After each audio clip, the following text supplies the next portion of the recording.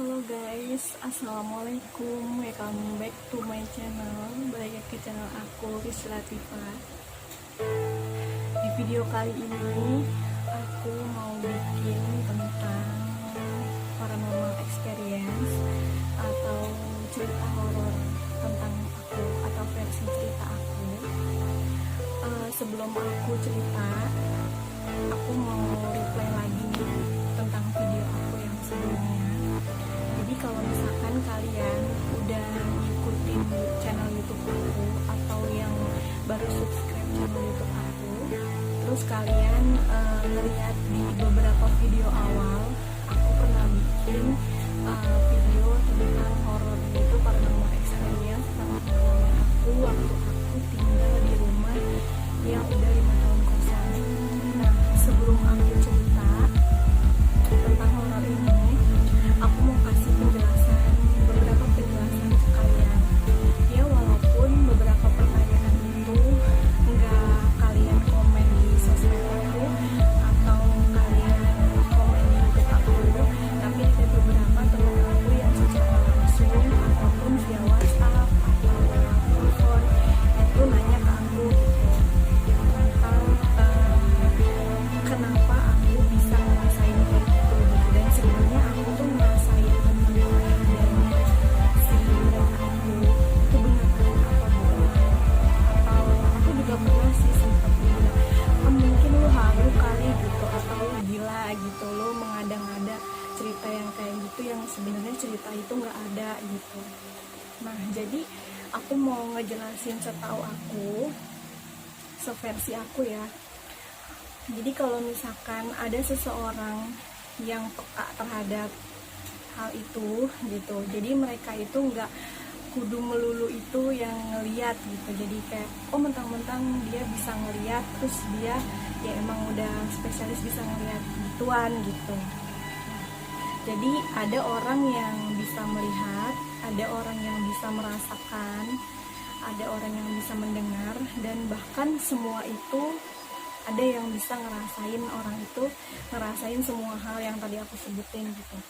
Dan aku adalah orang yang hanya bisa merasakan gitu, hanya bisa merasakan. Jadi kalau misalkan aku lagi di suatu tempat gitu, terus aku merasa aduh kayaknya nggak enak nih gitu, yang tiba-tiba ruangan tadinya dingin jadi panas, atau tiba-tiba ruangan panas jadi dingin gitu, atau misalnya kok tiba-tiba rasanya mual ya, pusing gitu, terus anyep. Kalau kalian tahu anyep itu kan antara yang dingin banget sama panas gitu, jadi kayak temperatur suhu yang di terus aku pribadi sendiri mulai bisa kayak gitu sih sebenarnya itu dari mulai SMA kelas 2 gitu. Aku juga nggak tahu kenapa, karena aku nganggap ya udah aja itu sesuatu hal yang Tuhan kasih buat aku gitu kan. Perasa gitu, aku lebih orang yang ke perasa, jangankan untuk yang hal-hal kayak gitu. Kadang kalau misalkan ada temen cerita ke aku gitu, kadang aku orangnya refleks udah langsung tanggap gitu, oh kamu gini ya gitu, kamu ya udah kamu gini aja gitu kan. Kalian pasti ngerasain kan punya temen yang memang cuek, sama punya teman yang memang beneran respon apapun yang kalian ceritain ke teman kalian gitu. Nah, aku tipe orang yang perasa gitu.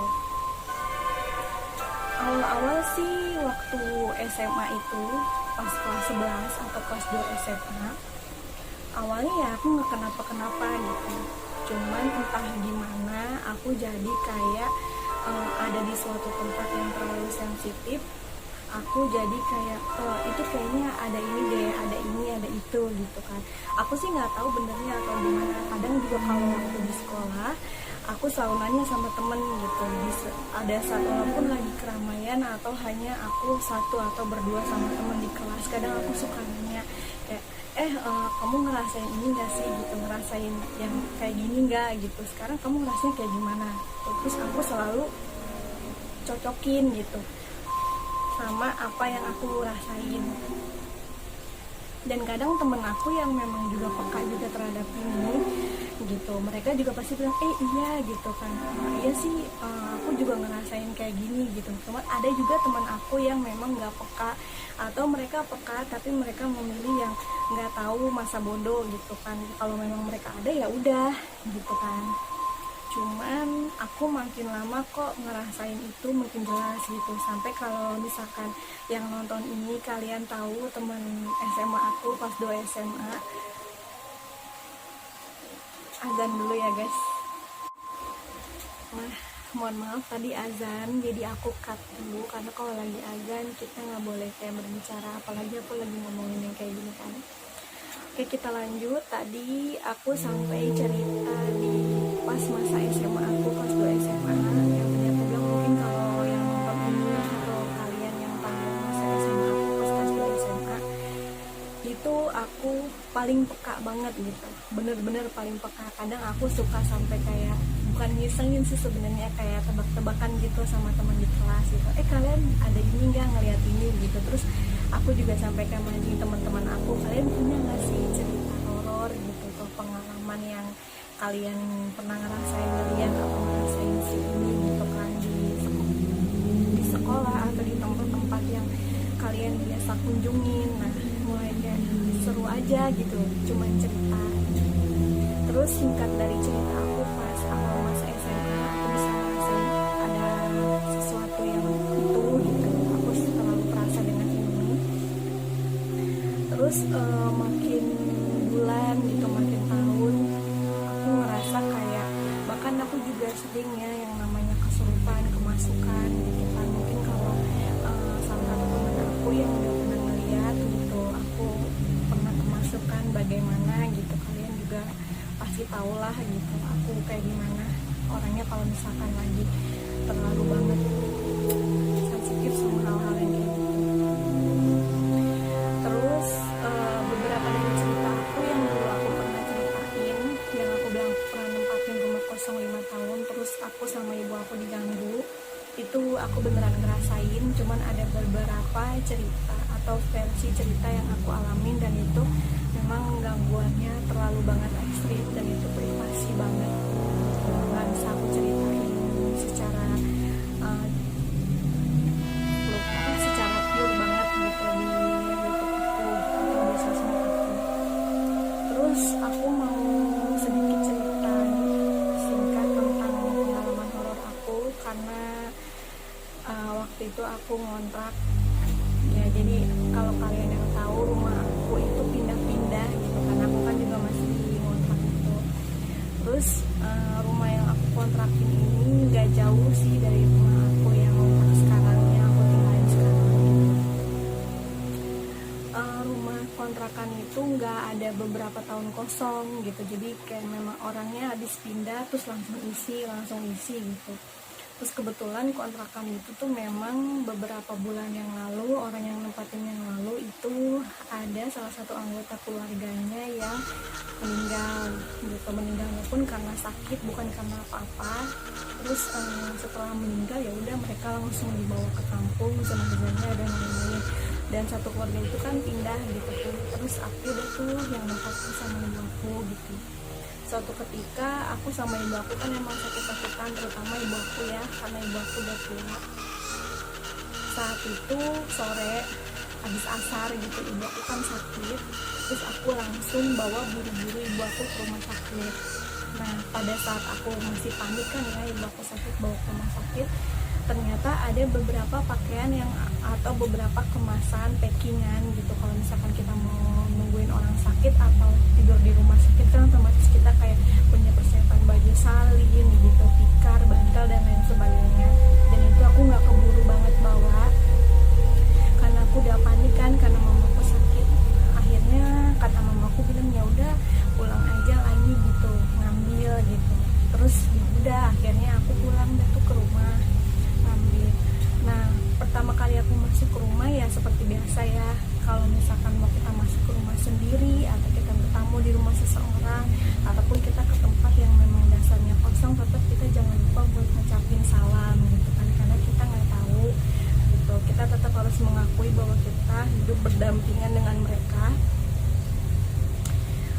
aku masuk udah assalamualaikum ya kan.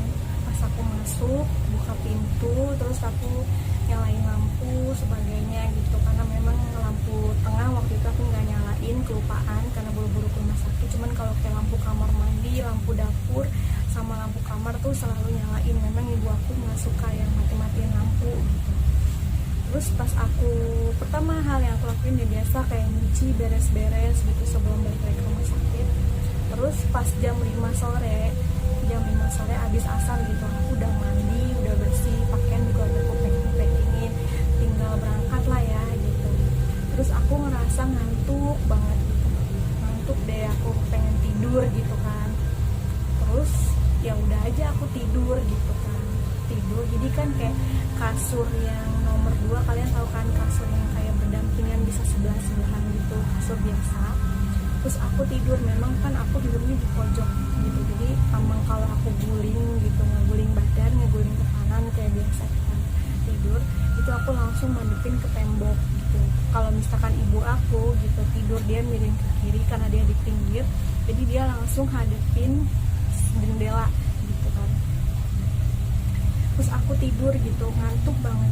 Mungkin waktunya kira-kira sejam setengah 6 kali ya, karena aku kan bukan mulai, aku tahu tidur, aku mulai tiduran itu jam 5. Cuman kejadiannya aku nggak pasti itu setengah 6 apa itu udah habis maghrib gitu, karena aku saking capeknya, saking lelahnya, ngantuk banget. Terus pas aku tidur miring itu, padahal aku nggak habis nonton film horor atau habis ngerasain apa, nggak kenapa-kenapa gitu. Tiba-tiba tuh pas aku miring gitu tidur kan kayak gitu ya, itu kuping aku nih kan, namanya dulu kan aku nggak pakai hijab ya, terus kayak tangan gitu, tangan anak kecil gitu, pertama segini nih segini nih, kayak nutupin kuping aku gitu ya. Namanya kayak kita kalau kayak kuping langsung ditekuk gini kan otomatis berasa dong gitu kan, apalagi di area kuping yang sarafnya banyak banget yang sensitif gitu. Tangan anak kecil segini gitu. Terus aku udah ngerasain sih gitu, kayak kok di belakang aku ngerasanya kayak ada yang tiduran gitu, segini tangan. Terus pas aku diemin cuman baca-baca aja, terus tiba-tiba tangan itu ditimpah lagi gitu, sama kayak tangan ibu-ibu gitu, nempel lagi. Jadi kan otomatis ada tangan segini nih, terus nempel lagi segini kan, jadinya aku ngerasanya kan. Terus aku ngeliat gitu di ujung mataku nih kayak ada jari gitu kan, cuman kayak lusam gitu kan.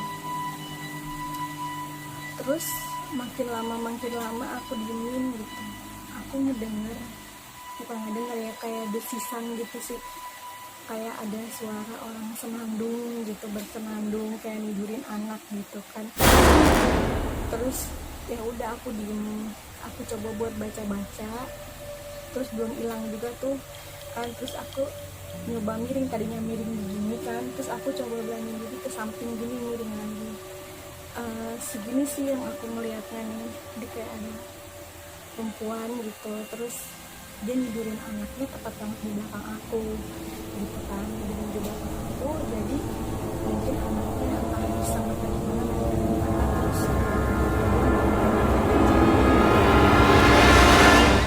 atau merasa. Terus aku langsung bacaan ayat kursi, Al-Fatihah dan lain sebagainya gitu sebisa aku, terus langsung hilang gitu.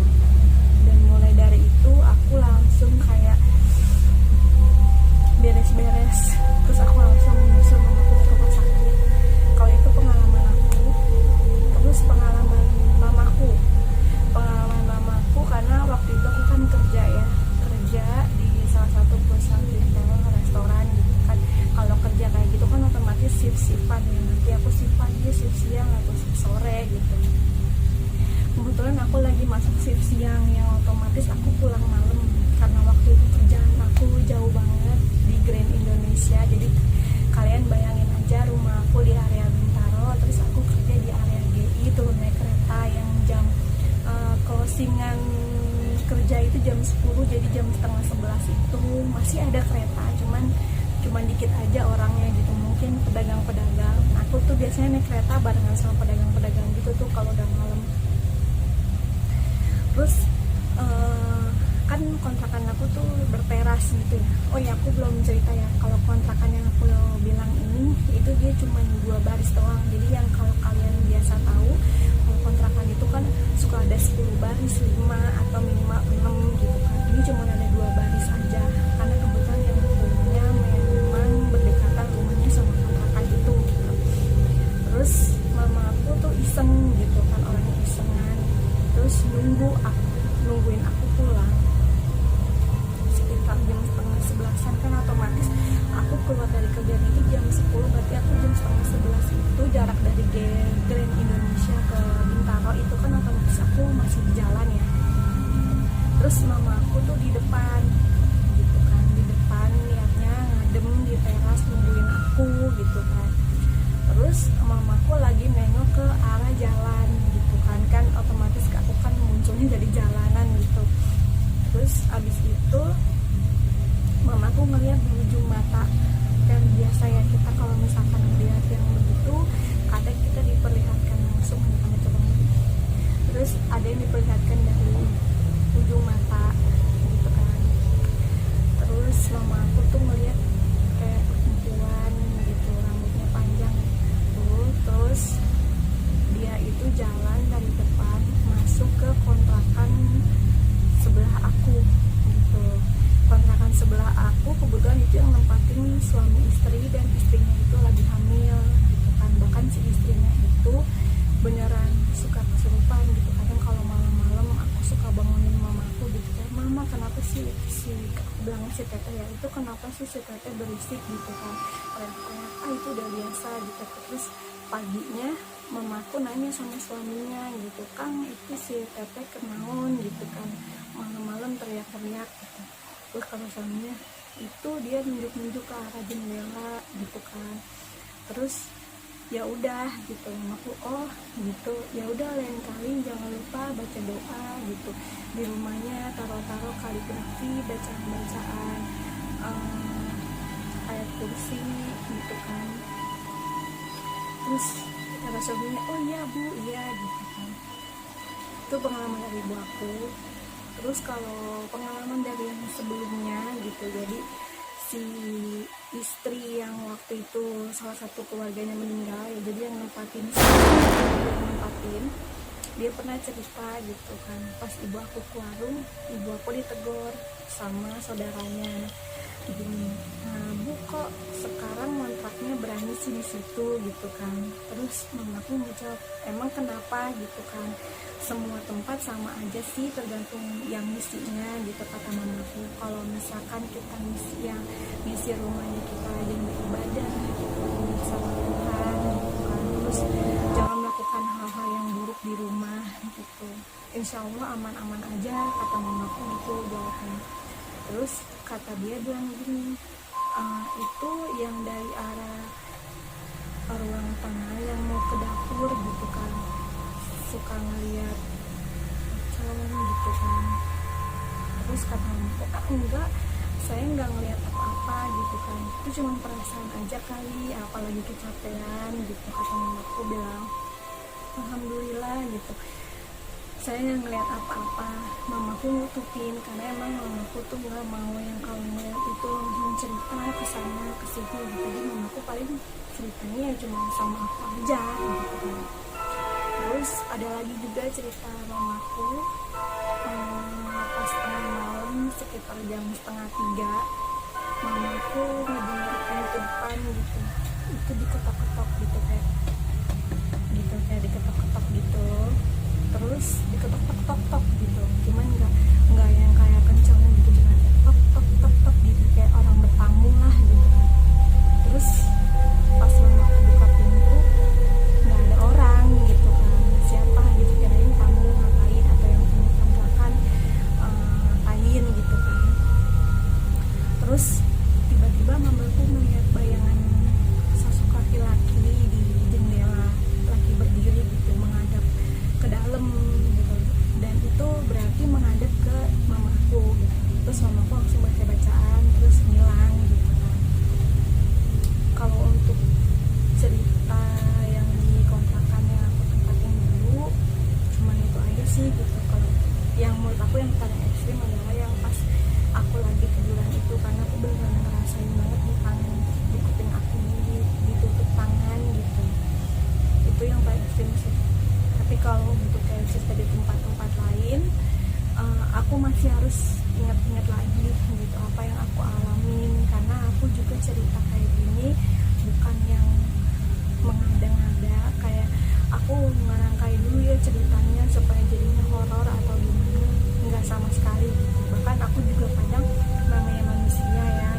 juga kadang kejadian kayak pas aku SMA, terus pas aku tinggal di mana gitu, ke tempat mana, itu kadang aku juga suka lupa gitu.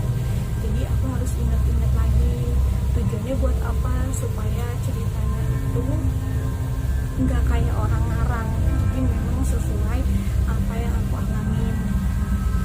Terus aku juga mau bilang ke teman-teman semua, jadi kalau misalkan kita punya teman gitu, saudara, kerabat, atau bahkan sahabat yang kira-kira sensitif terhadap hal seperti itu gitu, seperti kayak aku yang terlalu sensitif, yang terlalu peka, itu bukan berarti mereka itu punya penyakit atau gangguan otak, gila, dan lain sebagainya gitu kan.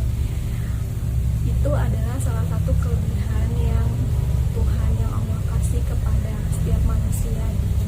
Mungkin teman kamu yang bisa merasakan ini, Tuhan memberikan kelebihan atau keistimewaannya adalah seperti itu gitu.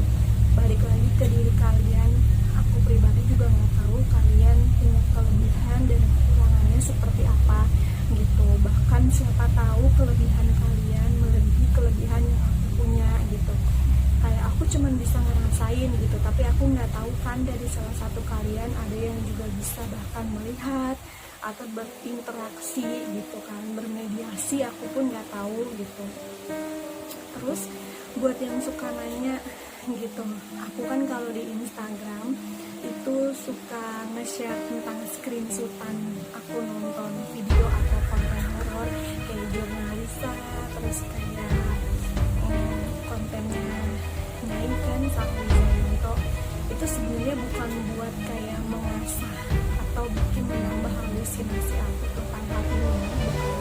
Tapi karena memang menurut aku sebenarnya gini, kalau kalian dengan teliti gitu, atau kalian ngerti jadi mana konten horor yang memang buat ranah hiburan, mana konten horor yang memang menjuru ke buat perfilman gitu kan, mana konten horor yang sebenarnya di dalam konten itu banyak kalimat-kalimat lirik manfaat gitu kan, dari beberapa seasonnya atau episodenya gitu kan. Bahkan aku juga waktu ngeliat videonya Sarah Wijayanto atau Jurnalisa, aku ngeliat mereka juga bercerita tentang sejarah gitu, karena yang namanya horor itu kan nggak melulu kudu berhubungan sama hantu gitu kan. Jadi ada tempat-tempat bersejarah yang bisa kita kulik sejarahnya juga gitu. Jadi aku ngambil nilai positifnya dari situ gitu. Jadi bukan berarti aku sering screenshot tentang aku nonton konten horor, aku pengen nakutin kalian, atau aku pengen edukasi kalian, ayo dong gitu nonton tentang horor-horor, bukan. Karena kalau kalian tahu isi dari subscribe YouTube aku juga suka nonton komedi kayak Raditya Dika, stand up komedi, Bang Komeng gitu yang suka bikin ketawa-tawa. Aku juga suka nonton komedi kok gitu, jadi nggak melulu aku nonton konten horor gitu.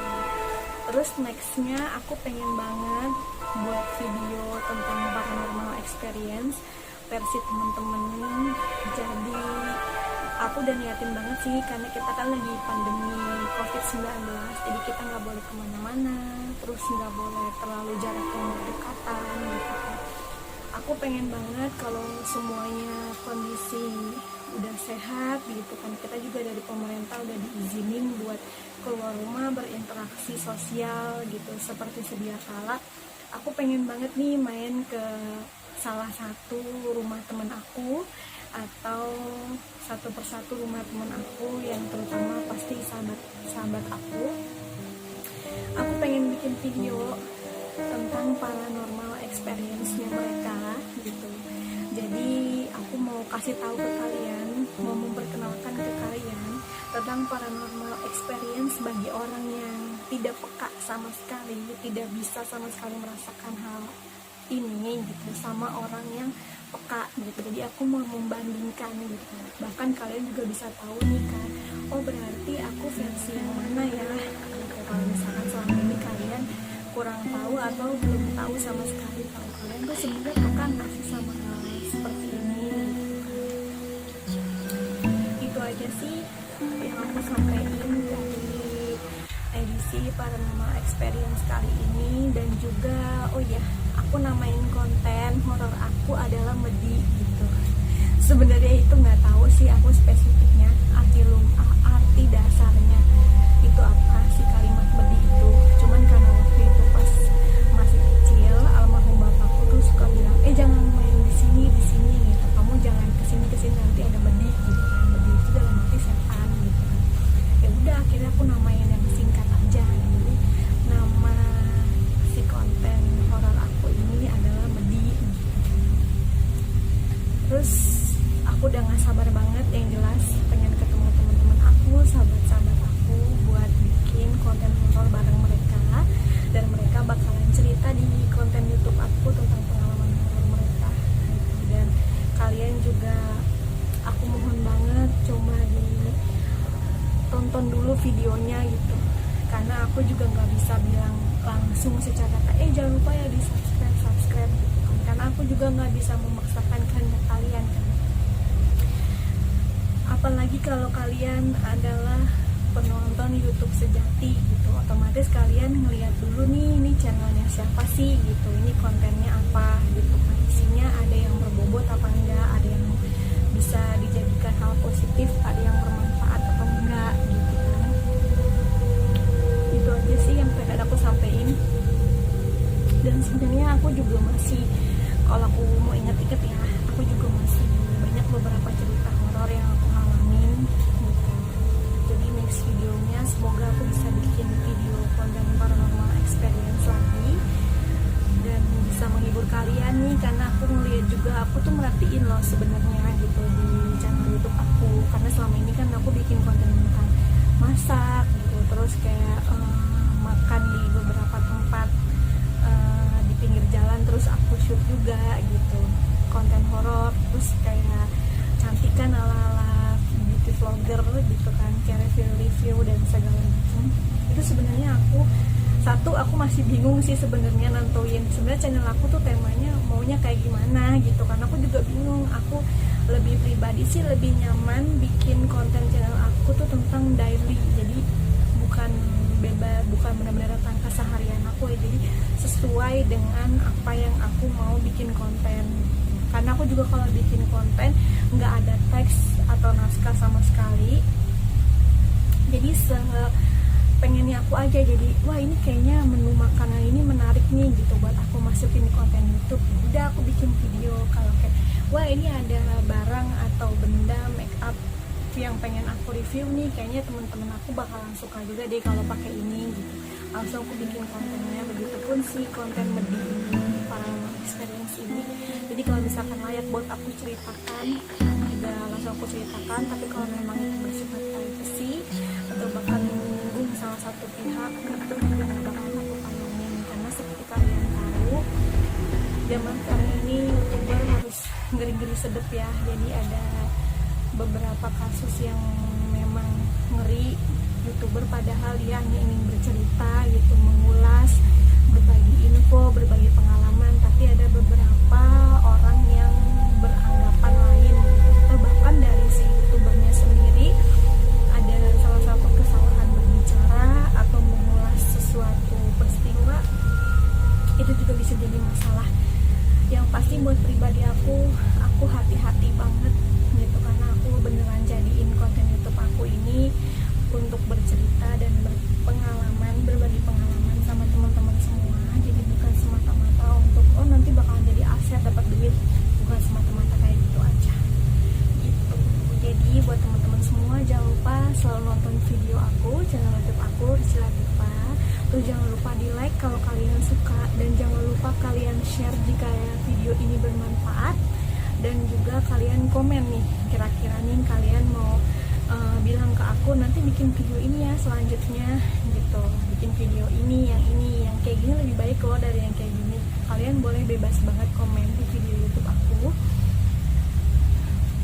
Terus jangan lupa subscribe gitu. Yang pasti aku gak bakalan maksa kalian mau subscribe cuma dari tontonan channel YouTube aku aja, tapi dari yang memang kalian merasa channel aku layak buat kalian subscribe gitu. Dan juga aku mau pesan kalian semua